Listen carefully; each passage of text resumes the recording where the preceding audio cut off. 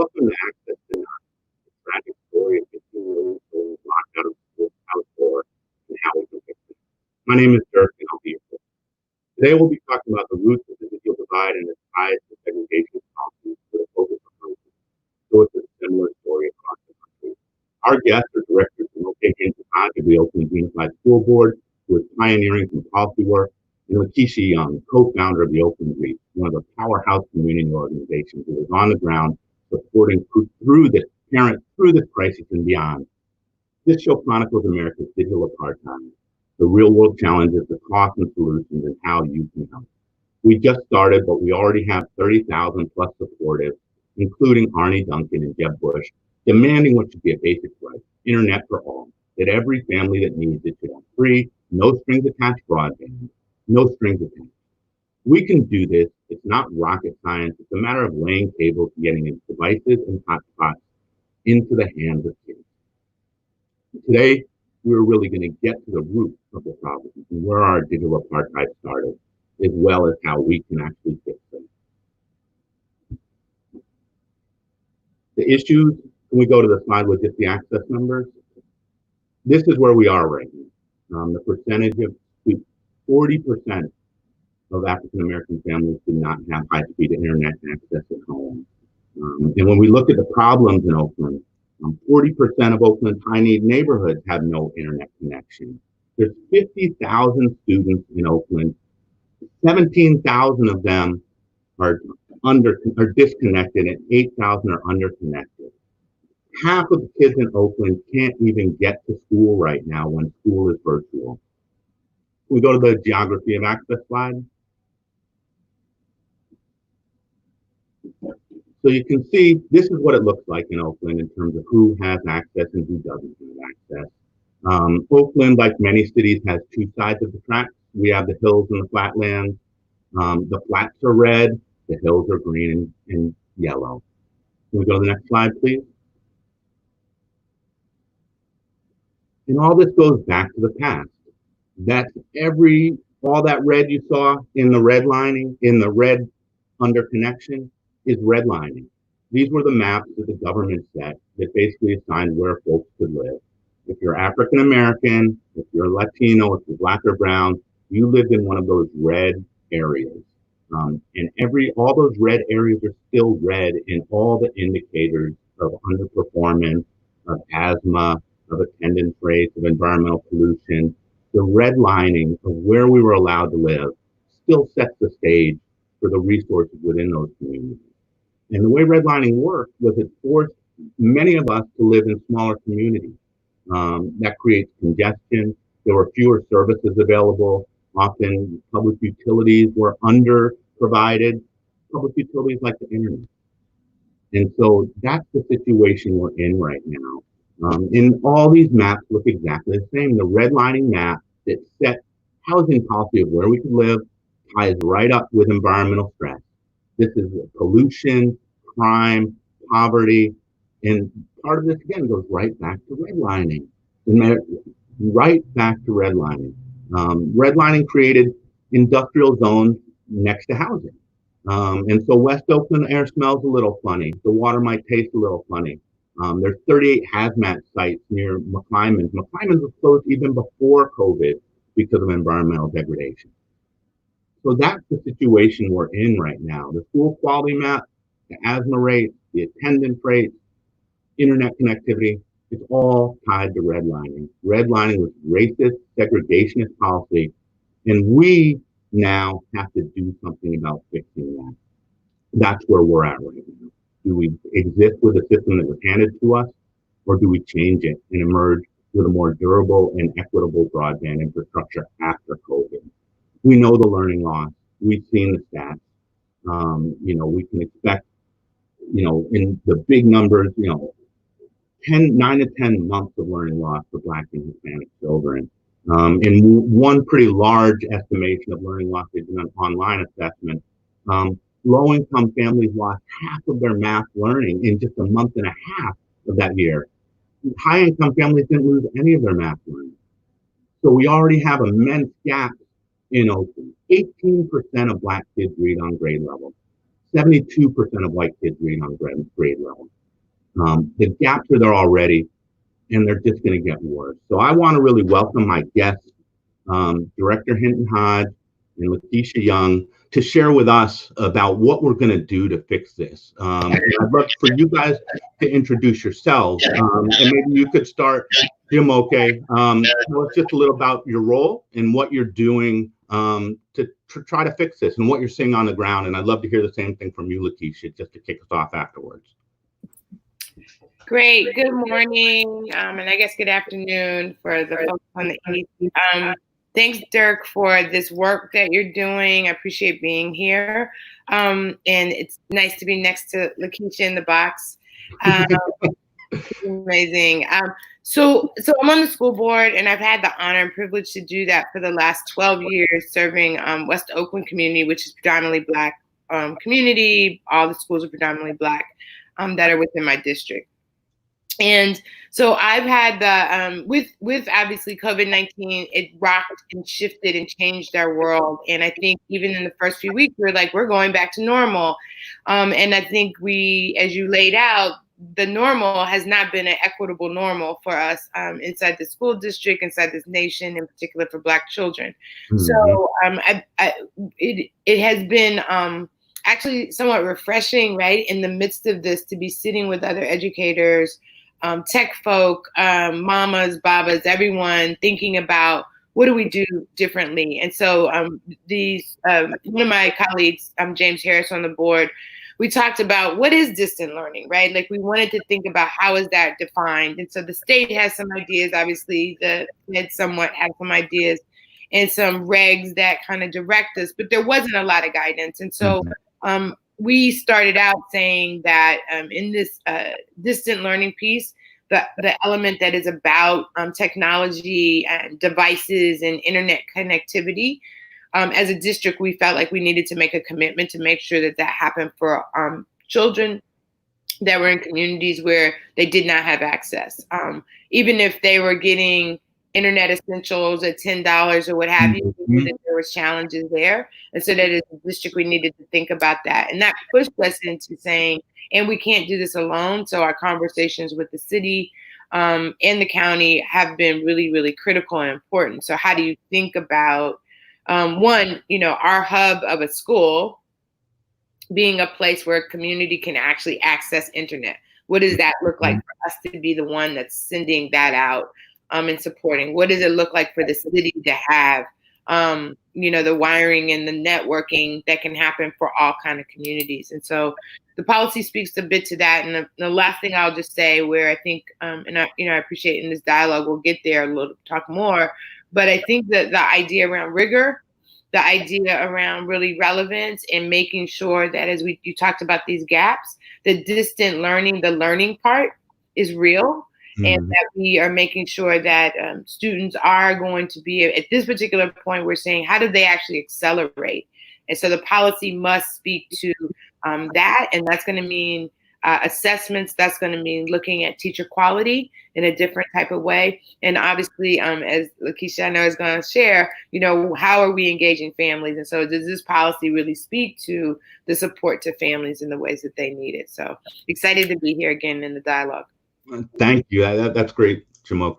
Lakeisha, I'd love to hear a little bit about the work you all are doing, what you're seeing, and what we need to do. I am excited to be here this morning because I miss my Dirk. So it's great to be here and Jumoke. So thank you for having me. I'm Lakeisha Young. I'm the co-founder and executive director of the Oakland Reach. And we are a parent advocacy group of Black and brown mamas, grandmamas, daddies, uncles, granddaddies, whose kids either attend the lowest performing schools, or we live in neighborhoods. If we didn't make other choices, our kids would be zoned to the lowest performing schools. So this is not just, like I said, for me, a professional career. It is my personal passion. I'm first generation college grad trying not to be the last. So it is super important that I'm in this struggle every day to make sure that my children can go to college. And I want kids who look like me and who grew up in the communities that I've grown up in to also go to college. Education is the equalizer from what I've experienced through my life. And in terms of sort of like what we're seeing in Oakland and what we're doing, first I want to say that prior to COVID, our kids were not receiving, did not have access to a great education. And so I want to be clear on that, right? So less than 30% of Black and brown kids were actually reading on grade level. So COVID hits and we start having this dialogue or conversation around the continuity of education. And I remember very early on saying, screw that. We do not want the education that our kids have been receiving to continue. This pandemic, this crisis, it also creates an opportunity to build and create something new.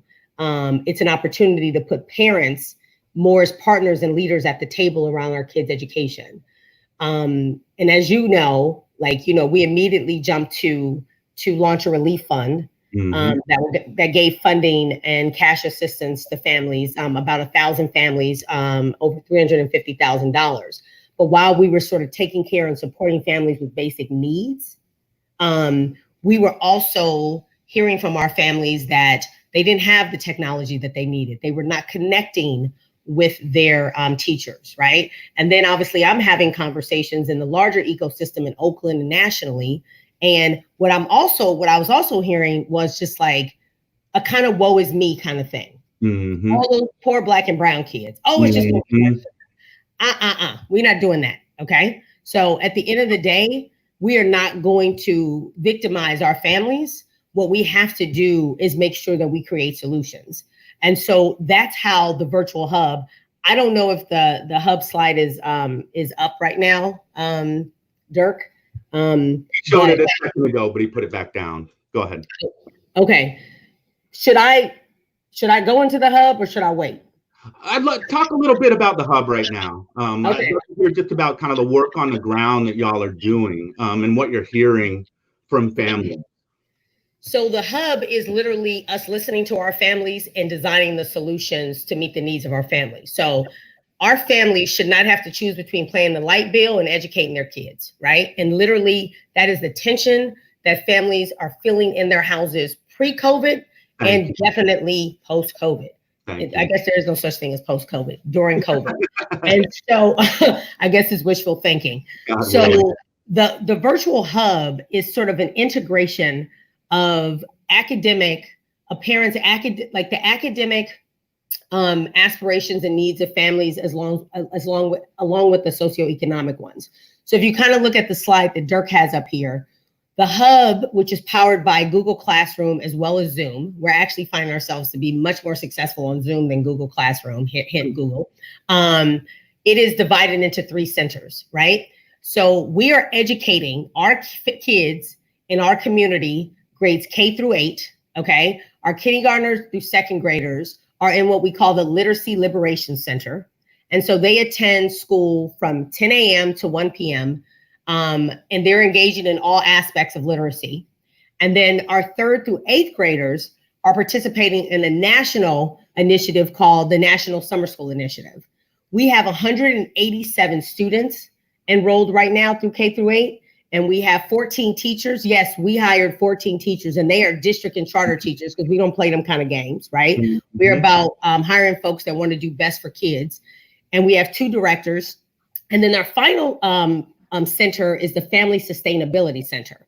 So that's the center that's going to be focused on those socioeconomic sort of supports, where we're running workshops on housing and financial empowerment and healthy living. Actually, when we surveyed our families about what they wanted to experience in the Family Sustainability Center, their number 1 was healthy living. I think people are feeling a little bit stressed around the quarantine weight gain that folks are, that we're gaining being at home.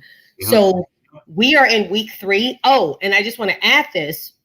So the kids are in school from either 10 to 1 or 9 to 12:30, and they're focusing on literacy and math. And then we partner with local Black-owned organizations who offer afternoon enrichment programming. So Tuesdays, Wednesdays, and Thursdays, our kids are in afternoon enrichments from 1:30 to 3. They're either taking martial arts, urban farming. So our baby's out here cooking. My son's in it, and he cooked dinner for the first time at 10 years old. And then creative writing with the Black Literary Collective. So not only are we educating our babies, we're also making sure that they have the opportunity to explore passions. And the last part I'll add is that we are also offering a stipend. So our families receive a stipend for successfully completing the first phase of the hub. Our kindergarten through second graders are receiving a $500 stipend, and our third through eighth graders are receiving a $250 stipend. And the reason for that difference is because we are requiring that the parents of the K through 2 students are actually online with them. These babies are new to education and learning, and now they've been thrusted into a distance learning environment. We think it's a twofold win because our parents then get to literally see instruction live, provide input, ask questions. So just imagine kind of where they're going to be around advocacy engagement a year or two from now. So we're in the process of planning phase 2. Oh yes, we are planning phase 2, but this is what happens when communities get the resources and supports to take care of their own. Right. And I think you said, or maybe Jumoke said earlier on, we can't go back. Who wants to go back to how it was in any way? The normal we had was trash for our kids. It was a system that it's training our kids to be busboys and waiters at best. And so we'll never go back to that. And so I'd love to hear just a little, one of the things that you mentioned too is just the choices our families have to make. Even before COVID, half of Oakland families couldn't meet all their bills. And so the challenge that I'm having with some of the work that I'm hearing coming out about the digital divide is what we're promising families is, Oakland Undivided is $10 is free or low cost internet for a year, maybe 2 years. And I just don't see how that actually works for most of our families. I don't, you will be making a choice, $10, $20, $30, $40 a month on that, or lights or food. And why are we putting our kids into that situation, I guess? And is there a better way? So I'd love to hear from you, Tisha, kind of what do families actually need from the system around this? And I'd love to hear from you, Jumoke, about what should the system be delivering, and how can we actually build a system that delivers an equitable broadband infrastructure that gets kids to school? These kids can't even go to school right now. So, for us, and I'll pass it to Jumoke, what I didn't add is that, Jack Dorsey, which is great, gave the $10 million to city, to Oakland to get all of these computers. Unfortunately, that's not hitting Oakland until sometime later in August. So we had to fundraise and buy, basically we've had 100 computers donated, and we bought 200 computers so that we made sure that every family had laptops for the hub. Each kid did. But then we also did a tech survey. And so we needed to understand which families, not only did they have internet access, but did they have reliable internet access? Because what we're asking our families to do in terms of learning is on a whole nother level, right? And so for those families, we have committed to, we bought them the T-Mobile hotspots. We partnered with T-Mobile, and we're paying for their T-Mobile subscriptions for a year, right? That should give the city enough time to figure out what it's going to do. Obviously, we could definitely, and then I want to add this too, Dirk, is that what we're seeing is that some of our families that have the Comcast Essentials, which is they're having actually challenges with their Wi-Fi connections. They're not as robust as some other folks. And so again, I always say that until you start trying to really implement the solutions, you can't even begin to start discussing the other barriers. And hopefully in this conversation, we can get to that, because we're not talking about the other barriers that are present for families in our communities. Once you get the laptop and once you get the hotspot in the house, how do you make sure them babies are learning, right? Yeah, right on. Thoughts on that, Jumoke? So it just, I always just want to acknowledge this work that happens in community and is driven by parents, empowered by parents who know their children. And I think and even with the Oakland Reach, that sense of actually knowing the system. Like there was no hesitation, right? And the time that they did tech surveys and the time that they actually assessed what students' needs were and parents' needs were, it was really a couple months later that OUSD did a similar type of survey. Mind you, larger scale, thousands of students that we had to do. But again, this is that moment when if something is happening in community, how do you support that to scale that in that kind of way? How do you talk to those leaders and those families to kind of drive it? If African American and Brown students are unfortunately not served as well, and historically and generationally haven't been served, is this our opportunity? Oakland Reach showed us the opportunity. So I was also, y'all know me, don't let me tangent too much, but it was in this like community benefits agreement conversation about the Oakland A's, and it's building a stadium. And so I'm on the education committee. And so having these conversations about like reinvestments into our that kind of way. So talking about ed, talking about technology, and people were like, well, they can get, they can do, a year's worth of Comcast for students. And I was like, no, that is not okay. Right. Like, I got like, major mamas and babas pulling that one off for us right now. I don't do that.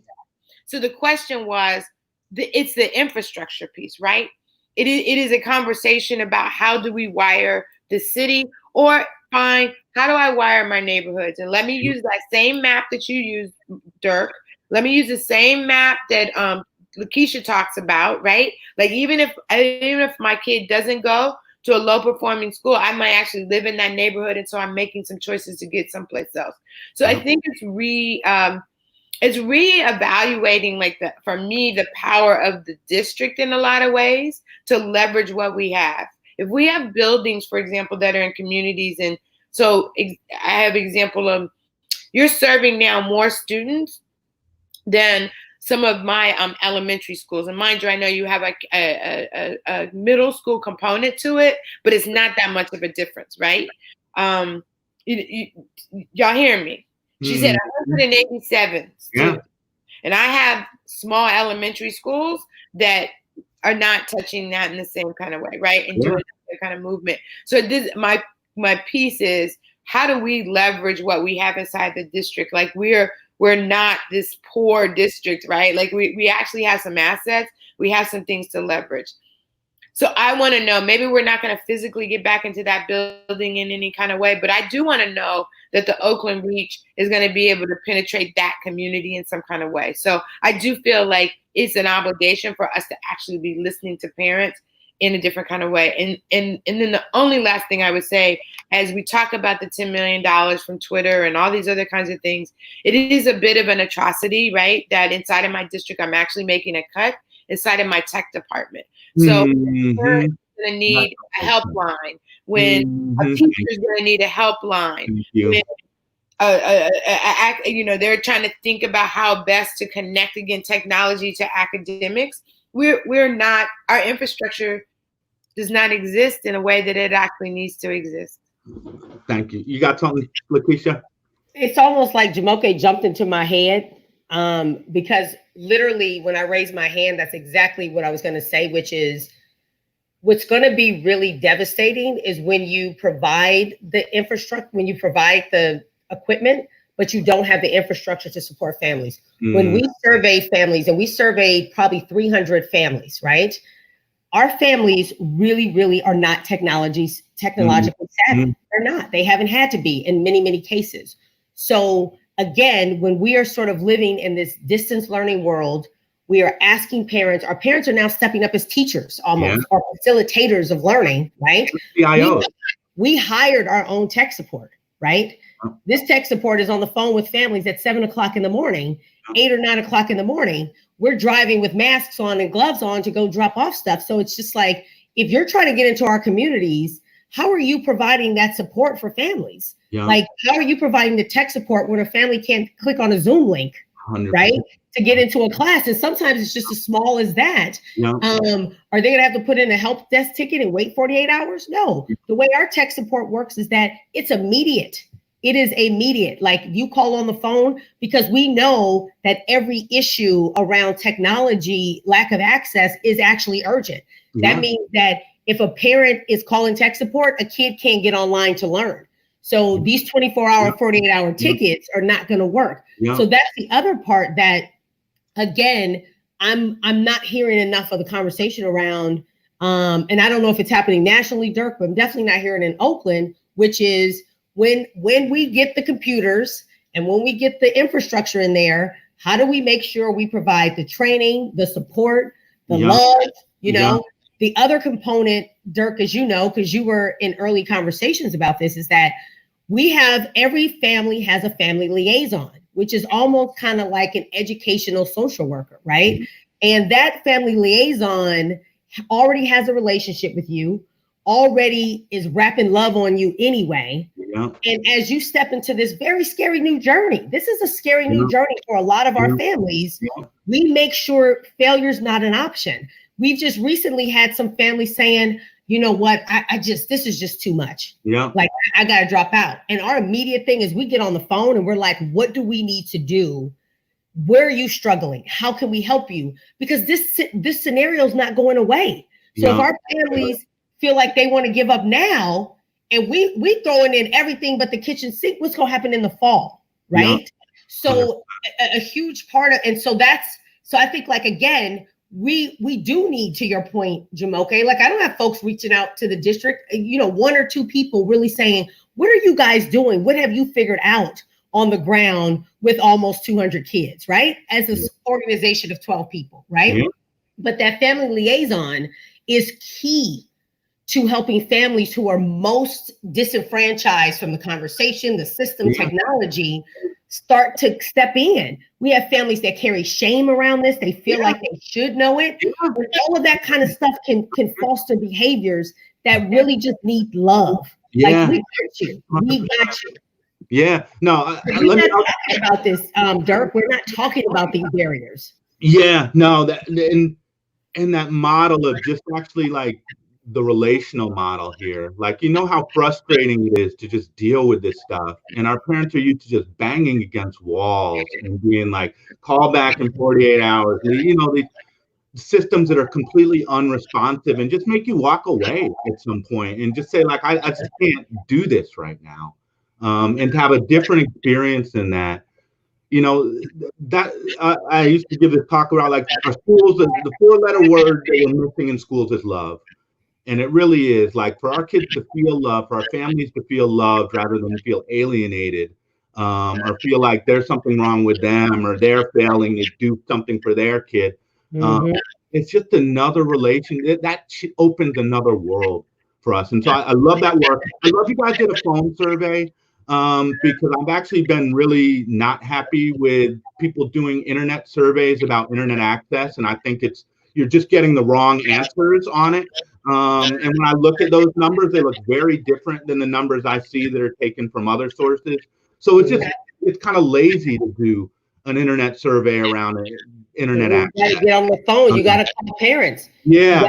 Call parents, because you know what, Dirk, when you don't, we got every 300 surveys we collected, that was a phone call. Okay. And I got to give a shout out. And I know my team is on here. Like, I got to get a shout out to this team, because you're talking about they doing surveys at 8 o'clock in the morning and 8 o'clock at night, but you can't get that flavor and you can't get that urgency if you're not really listening. Right? Like, we have 51 questions in our survey, 51 questions. Wow. That anecdotal feedback you get from families is what puts that fire in your belly, right? And if you're just doing that stuff from a very detached level, it doesn't drive the same type of urgency that we need right now. It just really does not drive it. So, Dirk, you are definitely on point there. You know, I just want to jump on that, like, and why I think, you know, on one hand, I'm saying you have 37,000 students plus an additional 11,000 students within Oakland, right, in our charter system. And so one can say, oh, yeah, they can do that because, you know, they're small and did this small portion of it. But again, I want to remind you, right, we have small schools. We have teeny tiny schools. And so for me, what I believe needs to happen, and this is just to kind of project a little bit into school starts August 10th, We will not go into a physical building at all, so distance learning will continue. And then some good conversations I've had with some teachers and some families, like I don't care, again, economically where you're sitting in this, racially where you're sitting in this is all very unknown, it's very scary, right? Like and even a shame, right? Like, you know what I mean? They affluent people, they're like, well, I really only had one, computer and that's for my work. So they had to figure out too, right? Like, my kid's not playing with my computer after school anymore, right? They're like, we're at the same pace and same time. So there's great need across the board for everyone. But this idea of the hub, to me, is a school. And so I would like to see a demand in the next, like over this next, 8 weeks, right?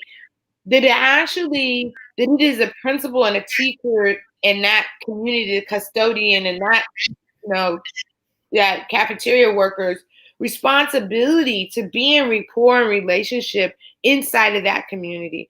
Because in the same way that y'all can make phone calls at 8 to 8, right? I think that there's a real need for our teachers and our principals to sit and do that. And I know that some people are doing it, but as a district, we need to actually look at how it is that figure out who can do it really well, who's pushing slowly along, and then there's a group of people that we know just don't even have capacity and maybe skill set, don't believe necessarily in relationship enough to do that kind of work. And so we're at a critical moment again, and I want to keep emphasizing the model that's out here that I know you're going to phase 2, work deeper on and harder on. And so as a district, I think that we need to look at that because we have the perfect hubs, right? They're schools. So why aren't we replicating some of this stuff to be in relationship, at least in these first 4 weeks? Yeah. And what have you heard from the district? Have they talked to you, Lakeisha, or is there interaction with them around this? And I also just wanted to hear more about what you heard from families and the anecdotals when you did the calls. I think it's important for people to really understand what our families are going through, and I don't think everyone really does. So first, your first question in terms of the districts, I think that so we're actually hosting a hub visiting day next week. You guys have been invited, so folks will be able to come and actually get to check in on classes. We don't want what we're doing to be a secret. We have worked really hard. We feel like we've had some wins. We've had some significant struggles, but we want people to just come in and see what the hub is doing. And then part of that is, I think there will be some district folks there too. A couple of folks from the district have reached out to start to have a conversation about the fall.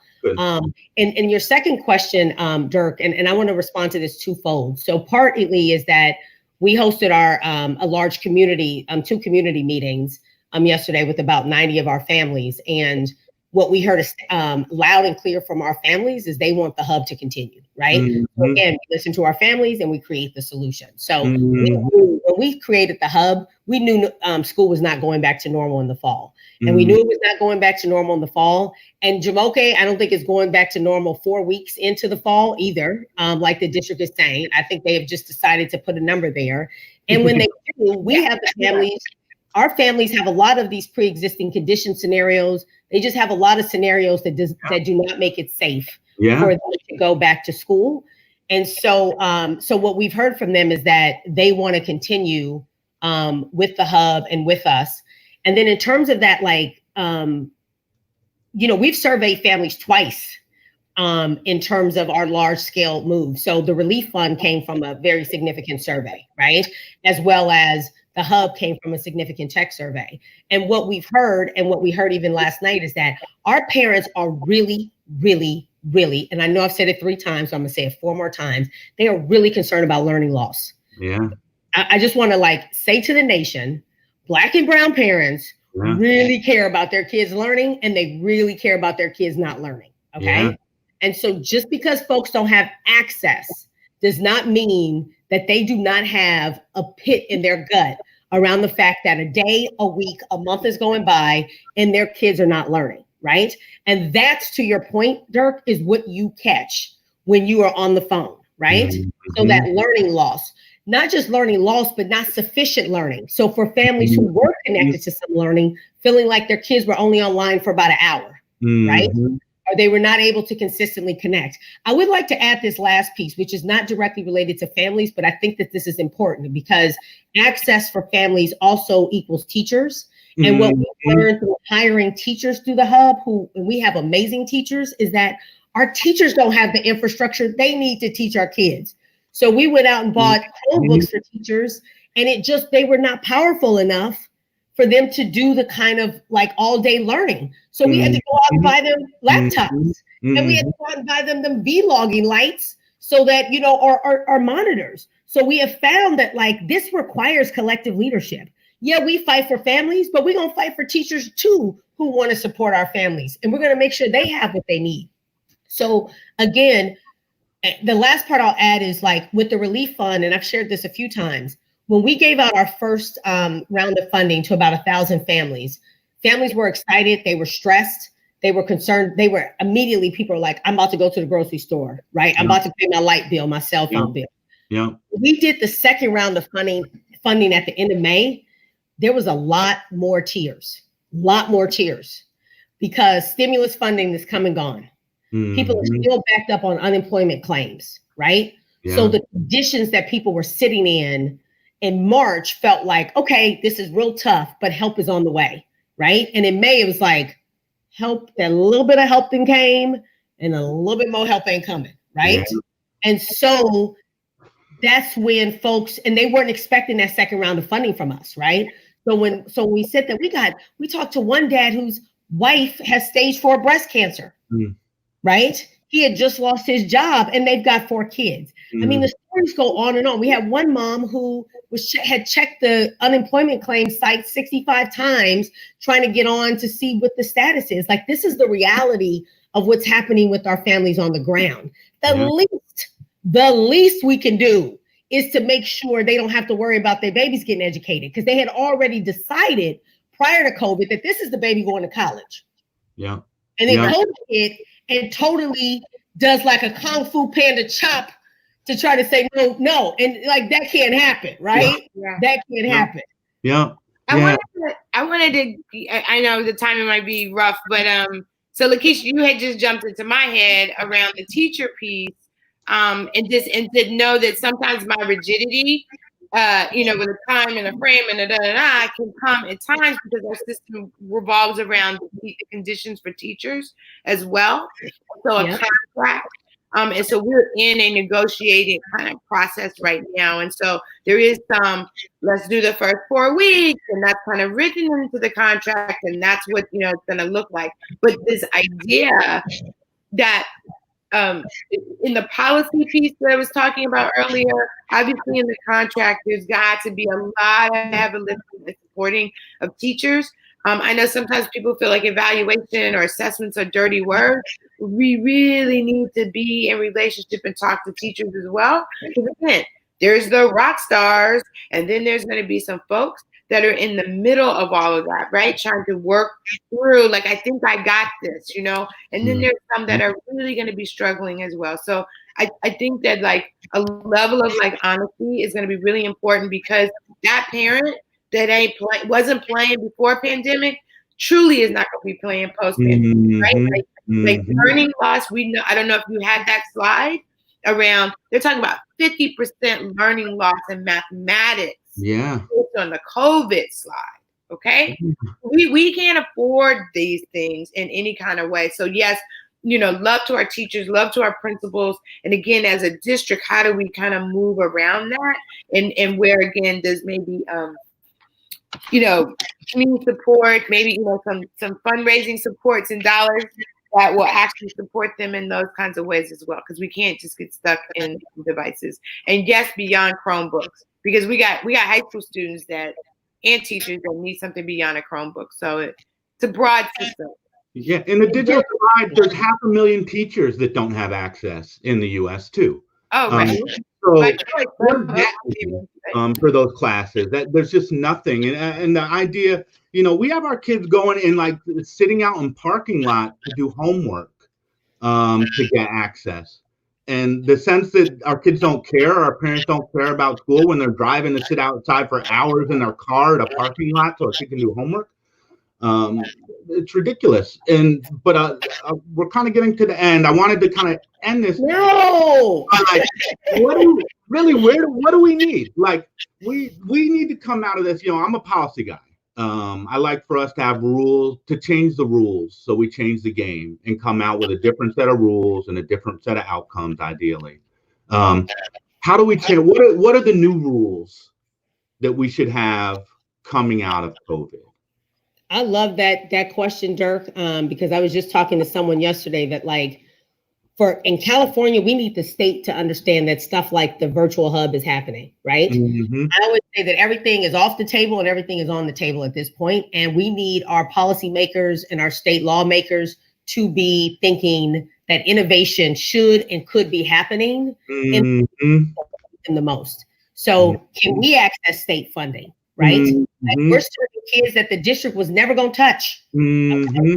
Okay? And we can continue to serve kids that would not be touched, right? And not just serve them, but serve them well. Because like I said, unless you're planning to put in, you know, around the clock tech support or put in these family liaison roles, how are you planning to really kind of like hook on, lift up, and bring in our communities, right? So again, we're supportive of the district. We're supportive of our charter CMOs, and they've reached out just to partner as well. So, but it's going to take all of us to sort of be in this. And so we've created a model that is beginning to show promise and work.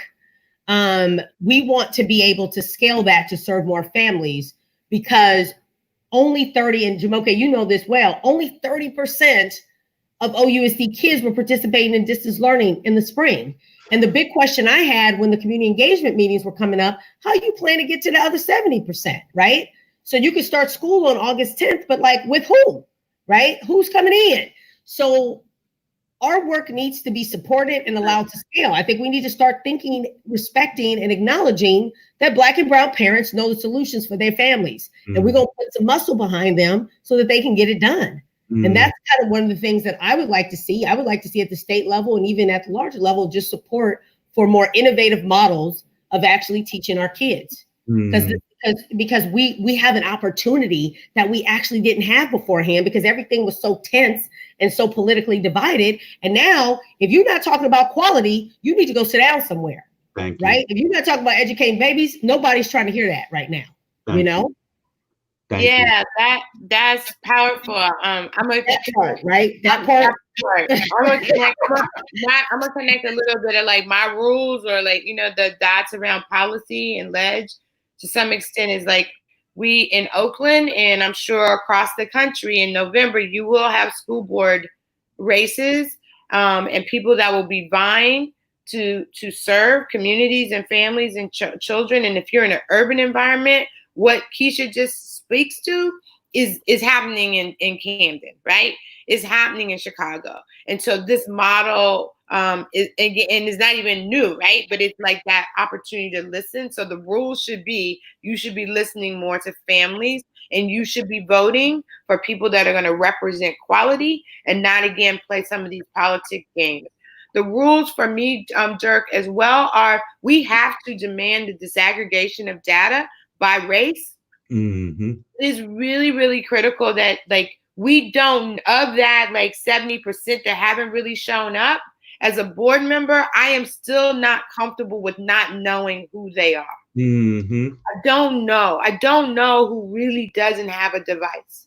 I don't want to be a part of a POC conversation. I don't want to be a part of the low income, the English language learner. I need to understand, again, by race. Yes, income is really vital as well. And in our particular case, when you localize it, right? Yes, what is the neighborhood? Where are the schools? And so that disaggregation of data for me is like a really critical piece, because I don't think we can do the targeting in the way that we really, really, really need to do. I had a couple other things, but I'll stop there. No, I think all that's great. Like, we can, the thing about this that this is completely doable. This is not, it's not actually that complex. You know, they said to give devices to every kid in the country and access would cost about $6 to $10 billion. We spend $700 billion on the military every year. We could wire this entire country and give every kid and family real access and a real device for a tiny portion of that. The trillions that went into stimulus, 60 billion to the airlines, and we can't find 6 to 10 billion for kids and families. So there does need to be a new set of rules, and those redlining maps that we looked at, that's where we need to put the wires down. Like, look where that red is, and that's where the cable goes. That's where the smart hub goes. Chattanooga opened up, set its own wireless up, and opened it up to the whole city. It's free. Everybody has high-speed wireless. Oakland could do the same. This 10 million from Jack, whatever, and Twitter. We see this money come in Oakland, come and go. And everybody gets paid. Bunch of contractors get hired. Bunch of PR gets released. And the kids are in the same fucking place at the end of the thing as they were at the beginning. Except there's a couple black kids in a photo opportunity somewhere. Like, that's how it works here. And how do we get beyond that? And so you sisters are my partners in this. I feel like this is some Game of Thrones shit where we got our crowns, and we got a chance rather than like having the kingdoms fighting to unite the kingdoms, and create something that's better coming out of this. And so Can I push on one more just rule? Yeah. Again, circumstance and conditions. I mean, you brought it's the contractor piece. So money drops inside the city. I believe in abundance, right? And back to like disaggregating data so that we can again know where do we do this target? And so no back to normal, right? Yeah. But Lakeisha, someone put it in the chat, even they're quoting you, Lakeisha, if you ain't talking about quality, you need to go sit down someplace, right? And so this new, I don't want to use the word, right? Reform. Like, remember, we were in a part of a reform kind of movement, etc. And we Black folk were not leading it on behalf of our children. And so this is what the stake I'm putting in now is digital divide, pandemic that we've been dealing with for a few generations, right? And now walking into this pandemic, right? We are going to lead this work. We are going to lead this work. We are going to lead this work. Resources need to come to us in order to lead this work, right? And to be very, very clear. So that also means your tech solutions are not just from, I don't even know how many Black folks are hired at Twitter or at Google, right? Or at Facebook. But I do know, right? Like, I know Ken and Scott that are running the, Bitwise Industries. I know, Nate. I know, OD. I know, brothers and sisters, Kimberly, Black Girls Code, right? Like, Kimberly Bryant, like, Black folks in technology, we got this too. The rule for me is don't bring me no contracts. And so I'm saying this to all my school board members while y'all out there getting new curriculums, new distant learning, this consultant for this, that, and the other. And you also talk about being anti-racist, and we talk about this pandemic, right, of like police brutality and interrupting. We have to interrupt that within this system as well that does not educate our children, right? How white supremacy runs rampant inside of our own system. And so here we are, right? We got 2 pandemics happening, and we're going to interrupt and do this work. And so the rule for me is I get to lead my community right now. Keisha gets to lead the community right now, right? And we got ancestor angel spirits right now leading our movement, right? Michelle, right? Rachel, right? So that energy is what is going to propel us. 2020, clear vision, new decade. Like, this is our work for our babies, because it matters that our children are learning, right? And not losing anything, that they're brilliant and they have everything they need. And we're the home of the Black Panthers. So they not going to catch me slipping. Okay. I won't be slipping on that legacy. Okay. So remember that we are in the middle of a revolution. It's a revolution to fight to keep our babies alive and to keep them educated. Yeah. And we need to do our ancestors right. Yes, and we need to do our sisters like Michelle and Rachel right. They died fighting for this work. And you know, last thing I'll say, you know, Dirk, is if I'm going to spend 14 hours a day working, it better be to get some results. And this is one of the reasons why we formed the hub, because my 14-hour days are going to actually do something for my community and not to bump up against a system that has really failed our community for 50 years or longer. Yeah. Again, the system succeeds at doing what it does, which is designed to fail our community. And like you said, this is the revolution. And if we come out, if everything looks like it does look 6 months ago, a year from now, let's just hang it up. Because we failed, and we failed our kids. So I love you both, and I really appreciate you so much for being here. We got to actually catch up on like a little happy hour or something like that separately. But this has been incredibly powerful. I felt like a lot of times I'm on Zoom and I feel like it's this vampire that sucks my energy out from me. And being honest, I feel so energized and just feel like maybe I won't take next week off. Maybe I'm going to just start working. Take next week off. Your wifey is not. He didn't say that. He didn't mean that. But so I really do want to thank you both. Like, this has been really just amazing. And thank you for having us. Both are doing, it just matters so much. And nobody else is going to do it. That's what I see whenever I see coming to save us, Dirk. Right. Nobody's coming. They would have done coming. Right. Yeah, we're the category. Right. And y'all check out, just if I could do my 30-second, like check out it's 77 on, you know, my politics thing. I got through my politics thing in because there's legislation, y'all, from the state Senate, and I'm sure across the country, right? Your state legislators may be out there doing something to make sure that our kids are educated. So they have some demands about distant learning in that particular kind of way.